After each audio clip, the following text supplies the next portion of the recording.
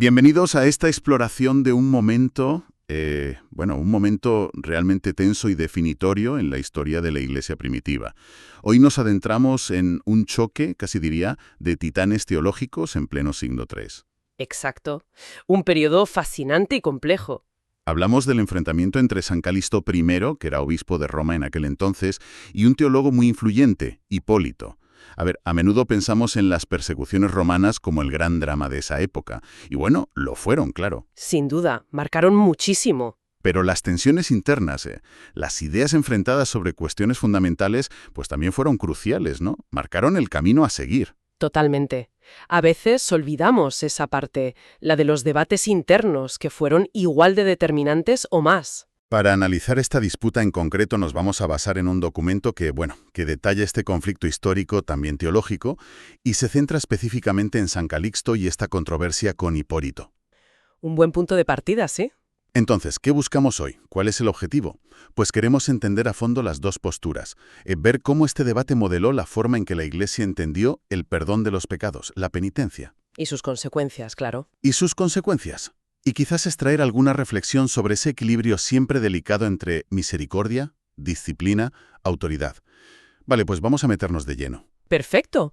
Pues yo creo que es fundamental empezar por situarnos, ¿no? En ese siglo III. Sí, el contexto es clave. Claro. Imagina un ambiente de enorme presión para los cristianos.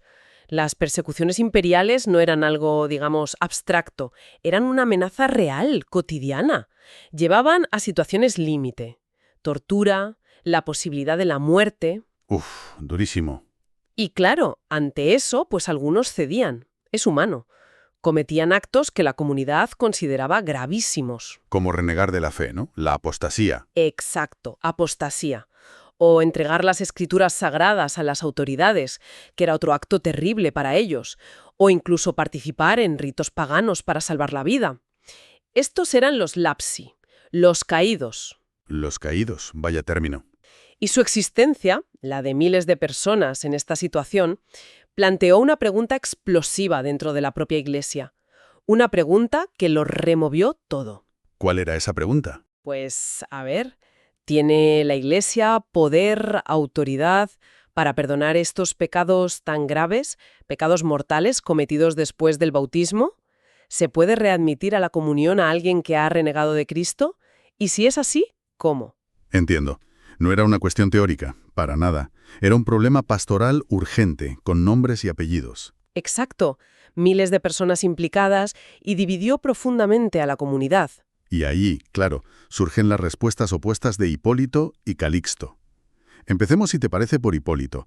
Era presbítero, has dicho, o sea, un sacerdote con cierta autoridad, respetado intelectualmente. Sí, una figura importante en Roma, teólogo brillante además. Frente a esa presión de los lapsi, ¿cómo se posicionó? ¿Qué motivaba ese rigorismo tan estricto que se le atribuye? Pues mira, Hipólito encarnaba la corriente más rigurosa, la que ponía todo el énfasis en la pureza, en la santidad intachable de la Iglesia como comunidad. Su respuesta era tajante, directa. Ciertos pecados, los que consideraban más graves como la apostasía, el adulterio, el homicidio, si se cometían después del bautismo, simplemente no podían ser perdonados por la Iglesia aquí, en la tierra. Imperdonables por la Iglesia. Así de rotundo. Así de rotundo, desde su perspectiva, el vínculo con Dios para él estaba roto de forma irreparable en esos casos. La Iglesia no tenía poder para restaurarlo. Su racionamiento era que la Iglesia debía ser una comunidad de santos, incontaminada, casi perfecta. Una visión muy idealizada, quizás. Muy idealizada y muy exigente.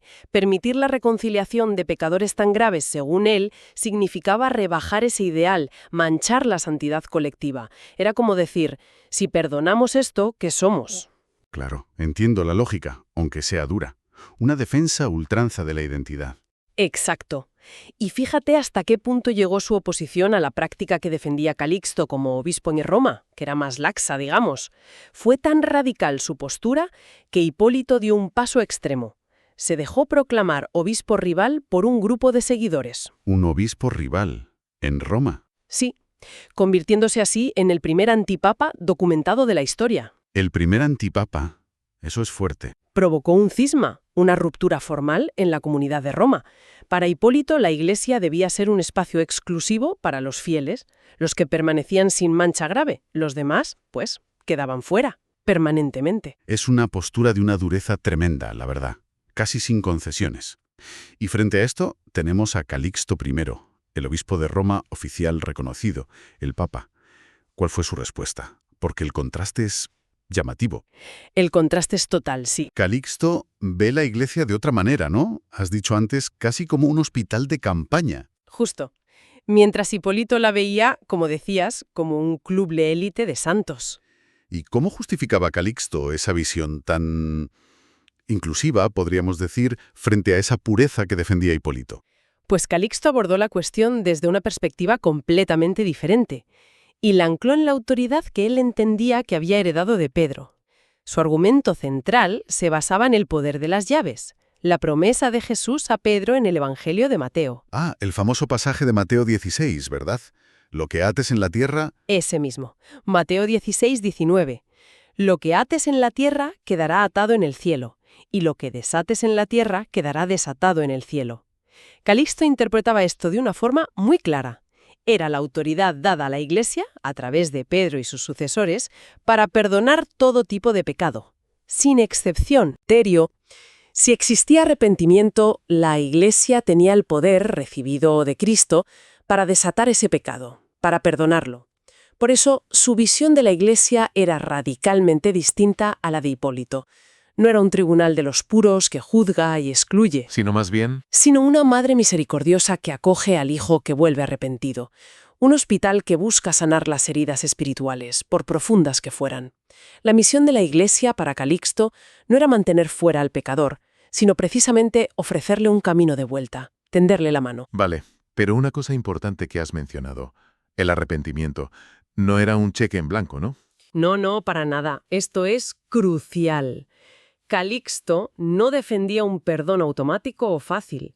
La condición indispensable era el arrepentimiento genuino del pecador, sincero. Y ese arrepentimiento no era solo un sentimiento interno, un lo siento mucho. Debía traducirse en un proceso visible, externo. Un camino penitencial. Un camino penitencial. ¿Cómo era eso en la práctica? Pues implicaba actos concretos de conversión y reparación. No era simplemente decir perdón y seguir como si nada. Requería un esfuerzo, una demostración de cambio. Hablaremos más de esto, de cómo era esa penitencia. De acuerdo. Y me imagino que Calixto no solo se apoyaba en Mateo 16, no. ¿Había otros textos bíblicos que usara para reforzar su postura? Sí, claro.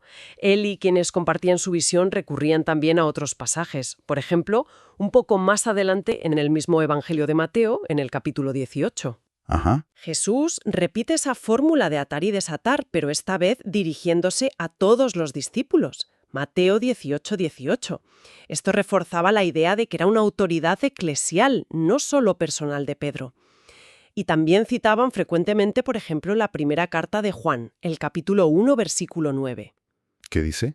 Si confesamos nuestros pecados, fiel y justo es Él, se refiere a Dios, para perdonarnos los pecados y limpiarnos de toda maldad.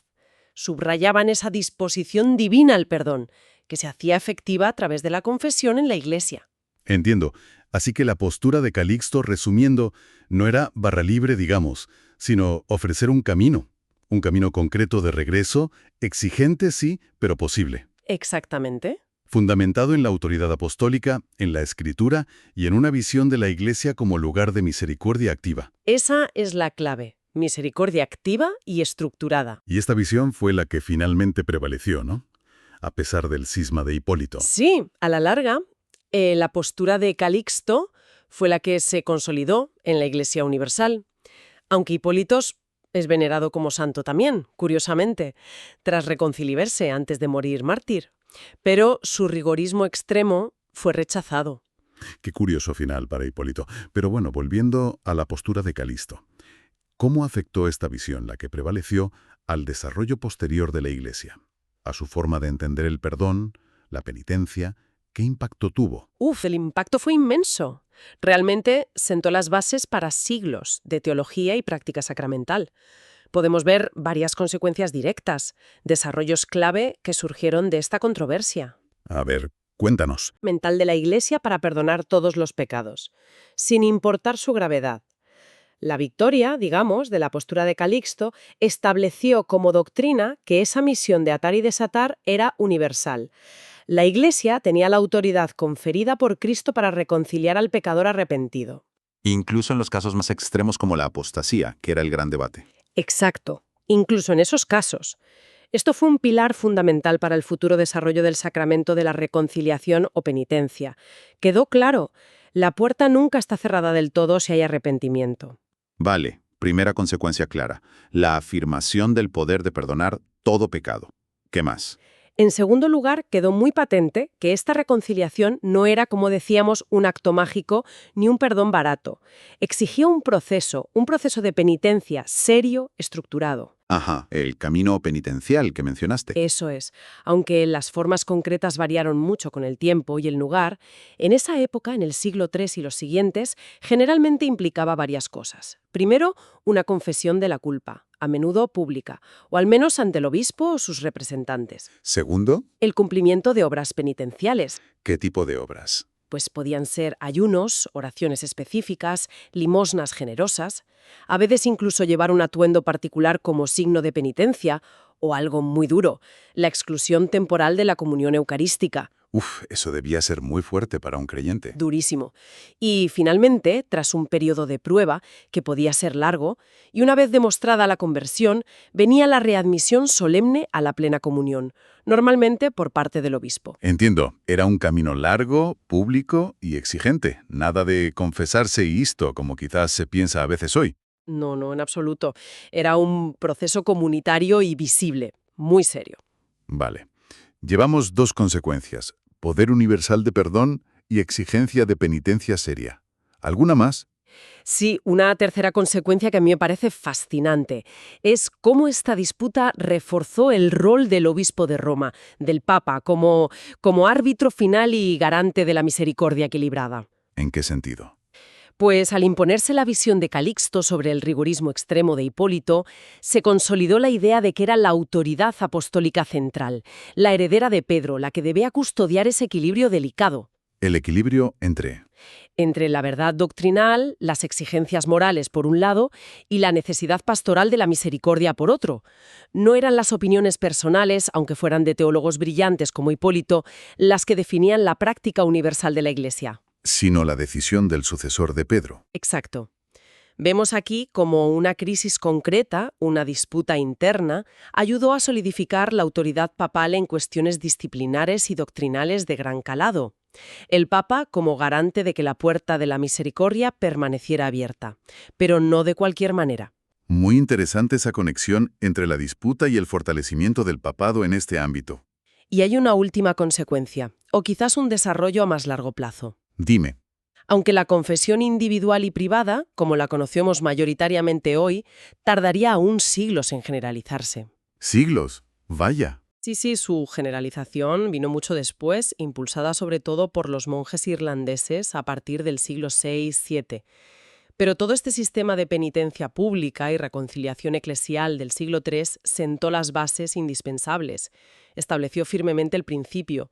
Los pecados graves cometidos después del bautismo requerían una mediación de la Iglesia para su perdón y para la plena reintegración del pecador.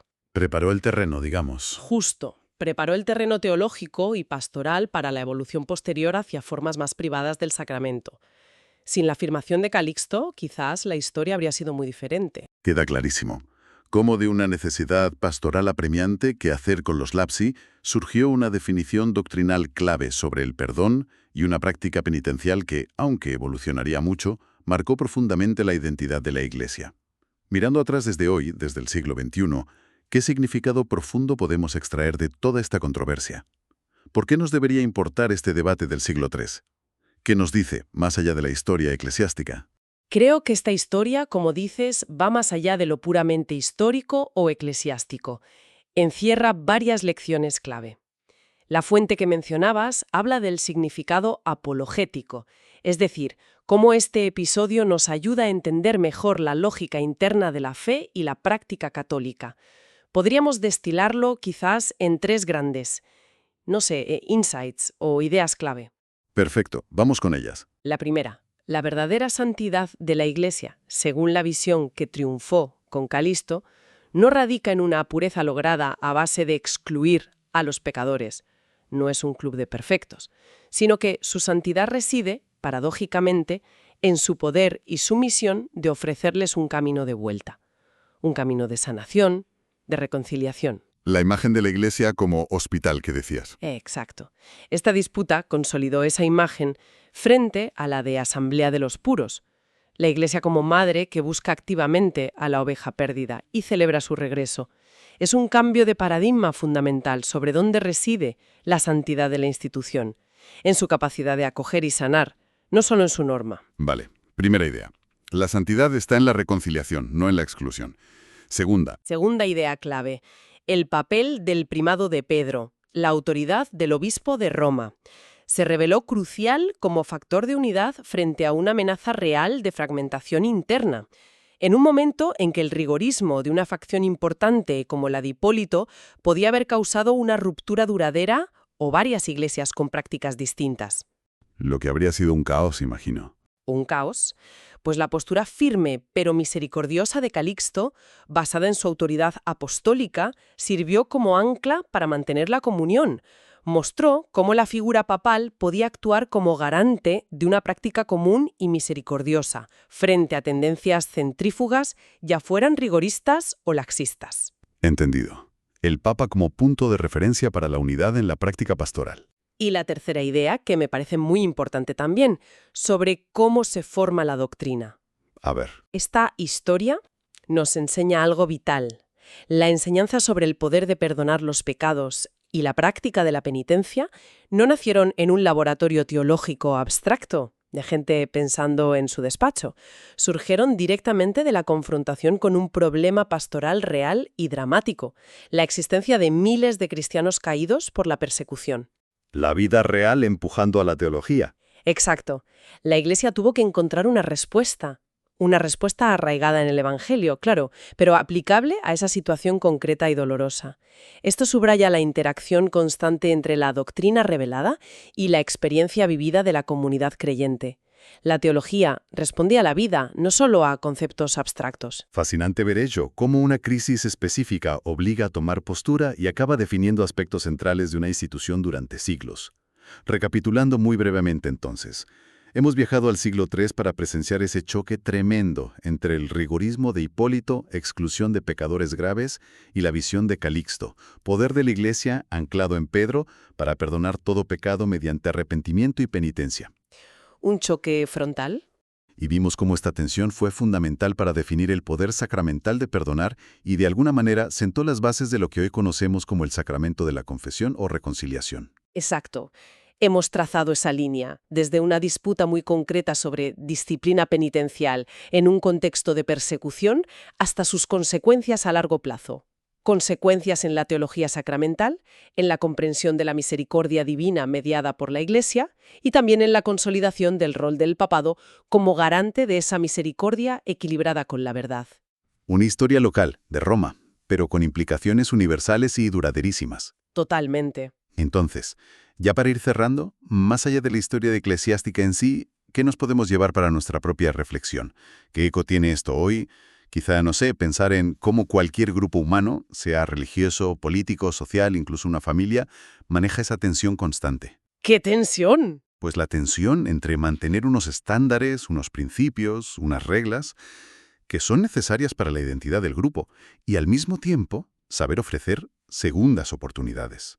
Practicar la acogida, la reintegración, el perdón hacia quienes han fallado o se han desviado. Es un equilibrio difícil, ¿sí? Siempre presente, mantener la norma y a la vez ser misericordioso. ¿Dónde pones el límite? ¿Cómo lo gestionas? Y quizá como pensamiento final, para seguir dándole vueltas, podríamos preguntarnos, ¿de qué manera resuenan hoy aquellas tensiones del siglo III? Esas tensiones entre la búsqueda de una cierta pureza, ya sea doctrinal, moral, ideológica, lo que sea, y la necesidad imperativa de acogida, de flexibilidad, de reconciliación. Buena pregunta. Podemos identificar debates contemporáneos en nuestras instituciones, en la sociedad, incluso en nuestra vida personal, donde estos dos polos, el rigor y la misericordia, la norma y la excepción, la identidad cerrada y la apertura, siguen en tensión y siguen exigiendo discernimiento y decisiones difíciles, como le tocó a Calixto y a Hipólito. Una pregunta potente, sí señor, para dejarla resonando en el aire. Con ella cerramos nuestra inversión de hoy en este capítulo crucial de la historia. Gracias por acompañarnos en esta exploración.